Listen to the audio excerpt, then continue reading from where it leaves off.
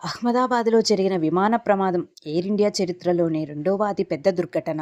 June 12 మధ్యాహ్నం 1:40 అహ్మదాబాద్ నుంచి లండన్కు వెళ్లే ఫ్లైట్లో దాదాపు 242 మంది ప్రయాణికులతో పాటు 2 పైలట్లు, 17 మంది వర్కర్స్తో ట్రావెల్ అవుతున్న విమానం టేకాఫ్ అయిన కొద్ది నిమిషాలకే 625 అడుగుల ఎత్తు నుంచి డాక్టర్స్ ఉండే హాస్టల్ భవనం మీద కుప్పకూలిపోయింది. ఈ ప్రమాదంలో విశ్వస్ కుమార్, రమేష్ అనే ఒక్కరు తప్ప మిగతా వారందరూ చనిపోయారు. దేశంలోనే అతిపెద్ద విమాన ప్రమాదం. ఎన్నెన్నో ఆశలతో తమ గమ్యస్థానాన్ని చేరుకుంటామన్న సమయంలో విమానం కుప్పకూలిపోయింది. కారణాలు ఏవైనా సరే వారు ఇక తిరిగి రారు.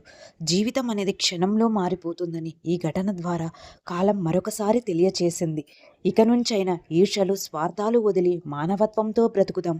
ప్రాణాలు కోల్పోయిన వారి ఆత్మకు శాంతి చేకూరాలని, అలాగే వాళ్ళ కుటుంబ సభ్యులకు ఆ భగవంతుడు మనోధైర్యాన్ని ప్రసాదించాలని మనస్ఫూర్తిగా కోరుకుందాం. ఇటువంటి సంఘటనలు మళ్ళీ ఎప్పుడూ జరగకూడదని ఆ దేవుడిని వేడుకుందాం.